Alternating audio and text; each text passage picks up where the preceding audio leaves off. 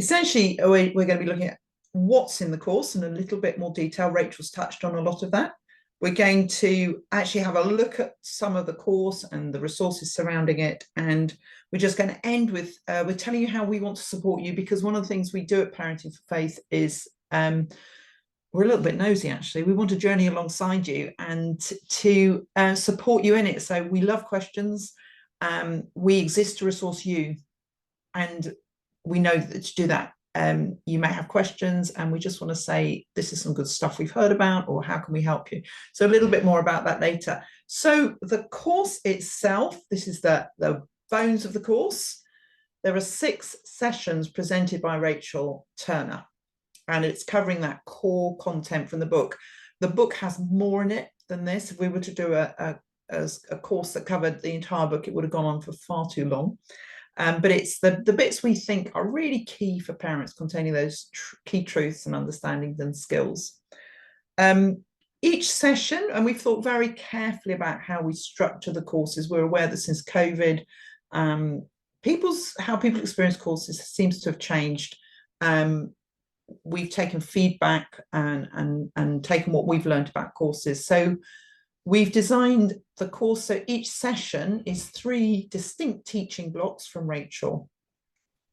And between those, we've added in voices of parents and carers and youth pastors and youth volunteers, people who were really kind in sharing some of their stories. And we've got little interviews with them on the topics. And it's been really interesting as we've been crafting the course and editing the videos, how these different voices begin to bring that teaching to life. And so you can see what this looks like in this context. And they're different people with different experiences, and their stories are different. But I think it's going to be really helpful for pinning some of that teaching down. Rachel's a brilliant presenter. If you've seen anything from her, it's very clear and engaging teaching that is succinct, but an incredible depth. A lot of, the secret of Rachel's teaching, I think, is that she takes ideas and shares them in such a way you think that's brilliant, and I can do that. And this is very much what this course will do for the parents and carers watching it. We've produced supporting documentation, and this is all free as well. These are PDFs that you can download. There's a leader's handbook, and that we'll have a little bit more a look at that in a minute. But it gives you information about each session, how long it will take, what the core content is, and it also adds some ideas. Again, we'll think about this again in a minute. Some ideas that you can create a session that works in your context, whether you just want 40 minutes of core content, or you want to add in an icebreaker or other bits, so you can adapt it to your context, your parents, if you like. You know what they need, you know their time that they've got. You can create a course that works particularly for them. We've also written some very straightforward handouts to give to your participants, and sort of an aid memoir, the key points on it, but also some ideas to try and other bits, so they don't just come to the course and scribble down a few notes, but some things to help them think through what this looks like in their context and their family, and particularly what the next step is for their teen. Really important. We're not asking everybody to absorb every idea and apply everything. This is all about what's the next step for your teen and how can I take that.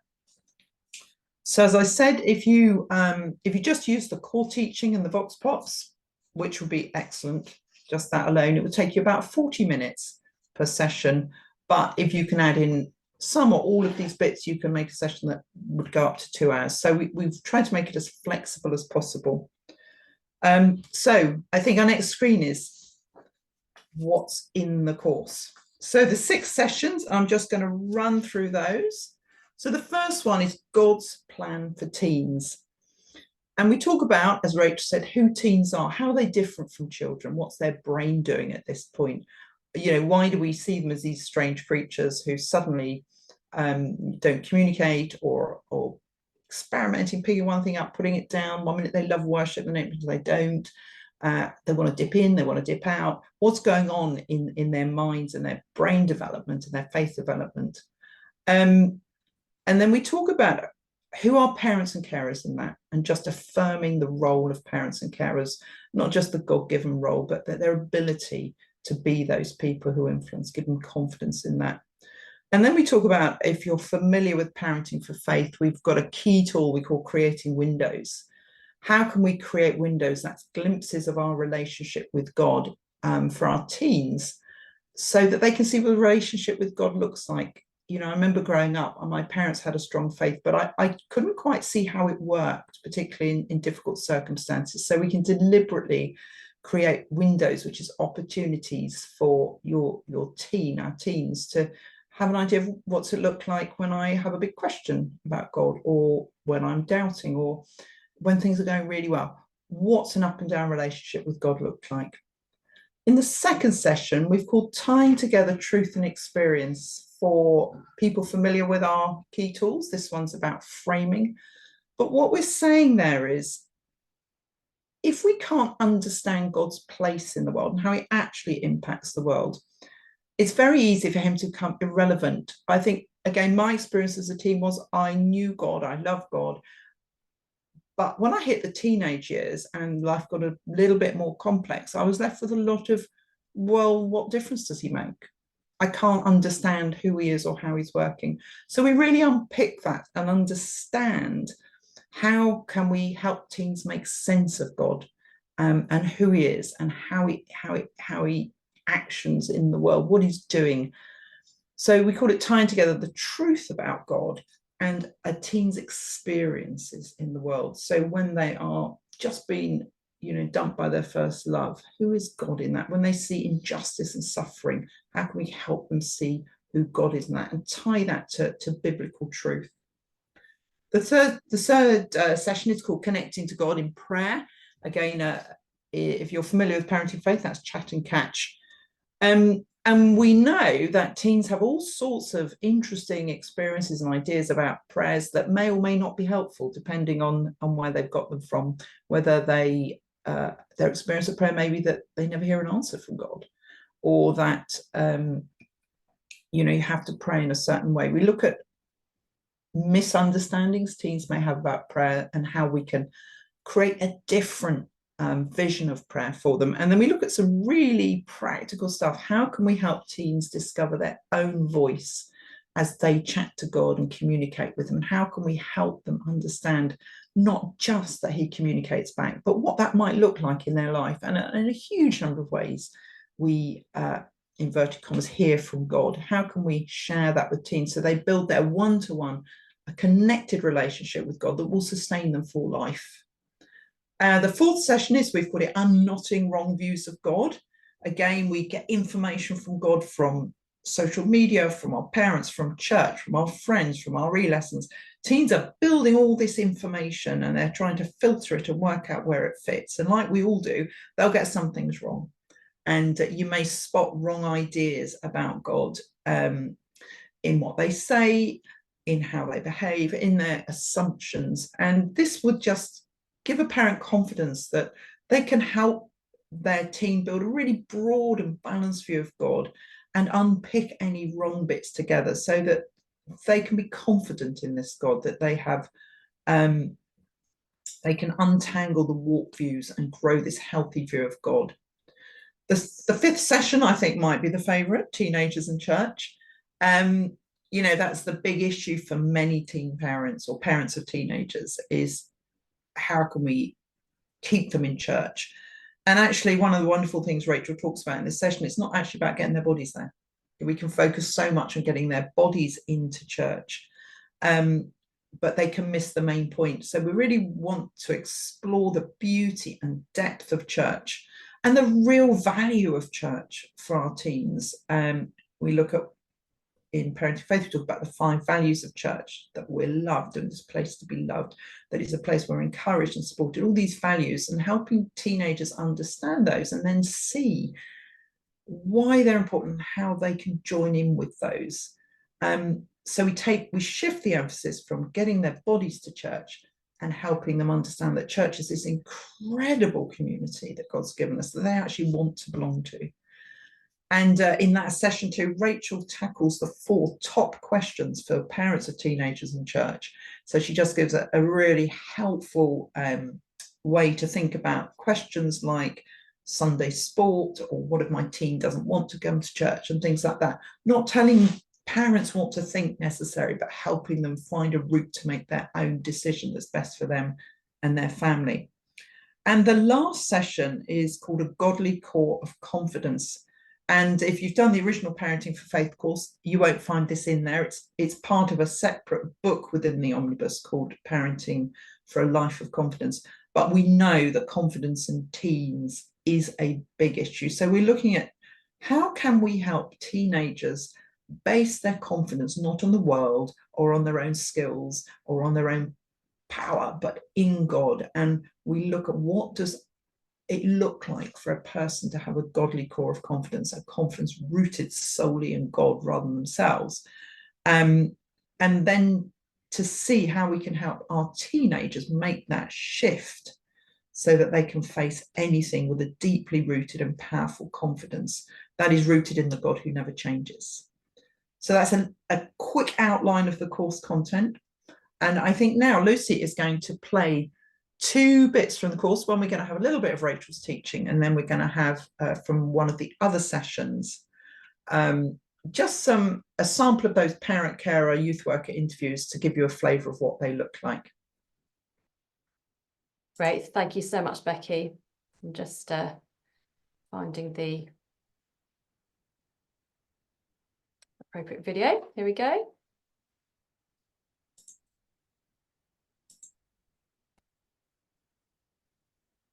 Right, can you see this? I'm still a novice at sharing videos. I'm going to play it. If you can't hear it, just type in the chat.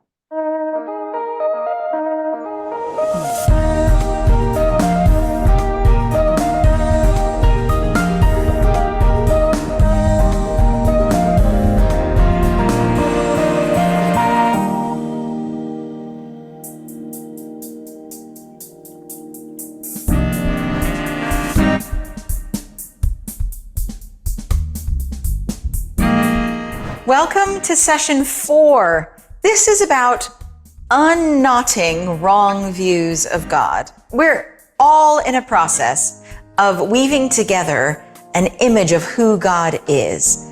We pull together our experiences, what we read, what we are exposed to at church, and we begin to build as accurate a view of God as possible. We're weaving together all of this into a picture. And our teenagers are doing the same. They're taking the things they learned from RE, and they're taking the conversations they have with their friends, and they're taking the things they learned from church, and they're pulling together all these strands of learning and thoughts and debates, and they put it all together into a picture of God.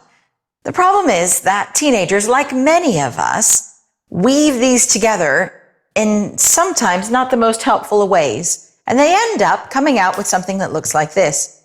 Some things are scripture, some things are great conversations, some things are healthy and right thoughts, and some of these are just random things they saw in a movie and an experience they had that they had no idea what it was about. And they've put all of these life experiences and truths all together into this knot. And then they try to engage with God based on all of these thoughts and ideas and this image of God that they've put together. It can be hard because when you have some not true views about God in there with the true ones, you begin to react to an image of God that isn't quite accurate. Becky, do you want me to show the second clip? Yes, please. Yeah, brilliant. One sec, I'll just get that video up on the screen. It's later on in the video, so it might take me a little while to find, so bear with me.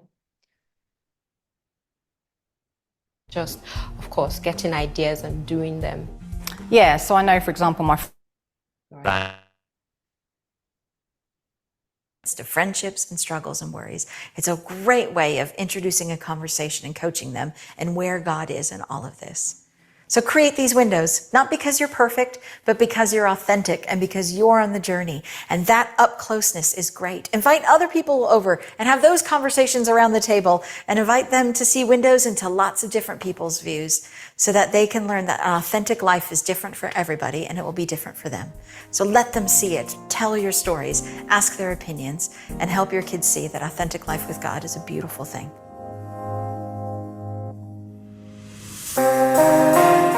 I think being real, this generation, they really know when you are lying or not. They really know when you are pretending or not, which is great. And the thing is that if you want to have honest conversation with young people, you need to be honest first. You need to be real first. For my dad, I saw him go really in business. He hit rock bottom, and you're like, someone save him.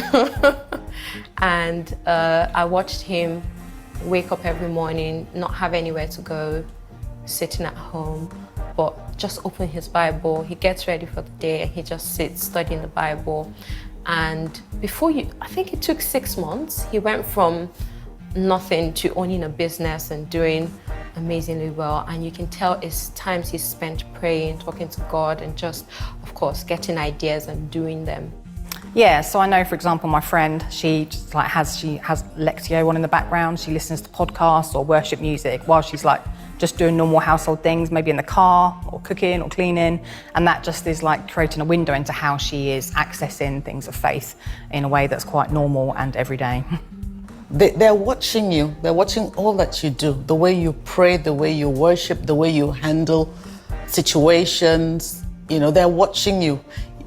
It doesn't have to be just a particular event or thing that you do. It's everything about you. They're watching you. And they tend to pick things up and replicate what they see. 6 months ago, I was diagnosed with breast cancer, which is obviously a big journey to go on. But we made a point, my husband and I, when we told the children, we told them together, we prayed about it, we said we don't know where this is going to end up, but we know that God is good, and we know that he heals in different ways. So we've had discussions with the children about what things might happen and what things might turn out like, and to know that God was in it. So when the people came round and prayed for me, which they did, we left the door open so that the children could look in and could wander into the room and get something if they needed to.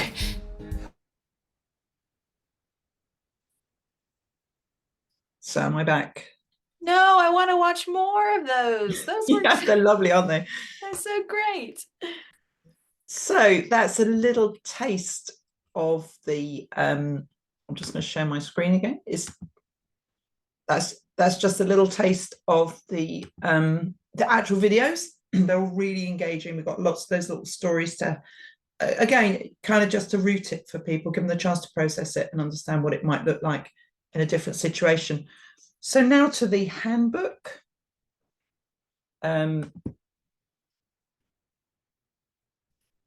So the handbooks include an outline of each session with a summary of the content and timing, so you've got a little heads up as leaders of what's going on, and including the timing for each bit. So, you know, this bit takes 6 minutes, this takes 8 minutes. At the beginning, we've got lots of ideas for how to adapt the course to your content, think about your team, what you might need, how you might advertise it. They're free to download, and we give you permission to print and distribute them to your participants. So, you know, literally just download them from the website. We'll be talking about where to do that later. And that's where you can find them, parentingforfaith.org, Parenting Teens course. So that's hopefully all very straightforward and simple. A little bit, this is half a page. We're going to show you the other half in a minute of the handbook. And this is just the session on connecting to God in prayer. So you can see we've got a little summary of the session to help you remember the core points, and then we have a session outline. Now what you'll see here is the bits in italics are optional for you. So, you know, not everybody's going to want an icebreaker, but if you're meeting in person with a group of parents you don't know, you may choose to add that every week. So we just put 1 or 2 ideas for that you could use, or you could just use something better of your own, but to help you, just some things, what might this look like for my group, what might work. And so we go down at the bottom to part 1, a little summary of part 1, and then again in italics for each session we've made a suggested personal or group reflection.